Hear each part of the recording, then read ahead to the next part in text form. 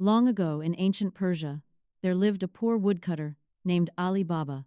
He was honest and humble, earning barely enough to feed his family. His older brother, Qasim, had married into wealth and lived comfortably, but greed ruled his heart. One day, while gathering firewood in the hills, Ali Baba heard the thunder of hooves.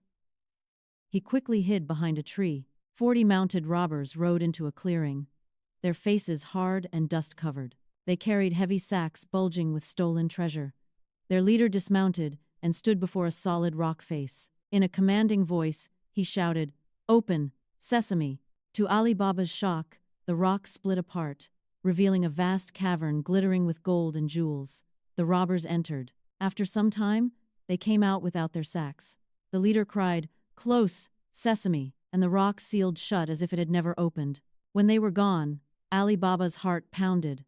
Trembling, he stepped forward and whispered, "Open, Sesame." The stone obeyed. Inside, mountains of treasure shimmered in torchlight coins, spilling like rivers, silks stacked high, gems flashing like captured stars. Ali Baba understood this wealth was stolen. He took only a few small bags of gold, just enough to change his life, and left quietly. Why do But you greed look travels down? faster than Speak your caution. mind. I Qasim have done discovered the nothing secret wrong. and Do not forced Ali mistake Baba to silence for reveal the ignorance. words. The next morning, Qasim rode to the cave alone. He shouted, "Open, Sesame!" and the cave opened. His eyes widened at the sight.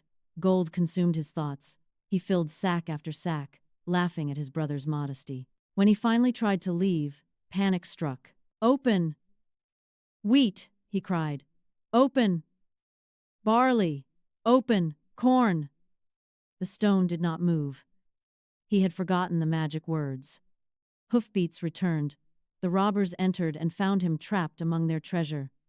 Their leader's face darkened with fury. Qasim begged for mercy, but greed had sealed his fate. The robbers killed him and left his body as a warning. When Qasim did not return, Ali Baba went searching. He found his brother's lifeless body in the cave. Grief weighed on him, but fear weighed more. With the help of his clever servant Morgiana, he secretly brought the body home and arranged for a quiet burial, concealing the truth. The robbers soon realized someone else knew their secret. They rode into the city to investigate. One of them marked Ali Baba's door with a symbol to identify the house. But Morgiana saw it. That night, she marked every door on the street with the same symbol. The robbers returned confused, furious. They could not find their target. The leader decided to act personally. He disguised himself as a merchant and arrived at Ali Baba's home with large oil jars loaded on mules. Inside each jar, except one, hid an armed robber, waiting for the signal to attack at night. Morgiana grew suspicious when she heard whispers coming from the jars. "Is it time?" a voice murmured softly from within one. Her blood ran cold. Thinking quickly, she heated oil until it boiled, then silently poured it into each jar. One by one, the hidden robbers were killed without a sound.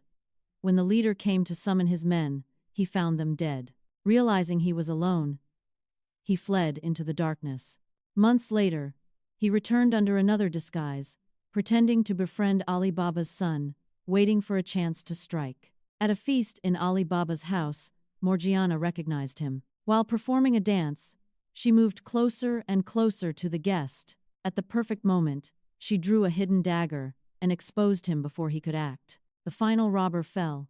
The threat was over. Ali Baba, moved by Morgiana's courage and intelligence, granted her freedom and welcomed her as family. He used his wealth wisely, never allowing greed to rule him. And the words, "Open, Sesame," lived on as a legend, a reminder that fortune may open a door, but wisdom is what keeps it from closing forever.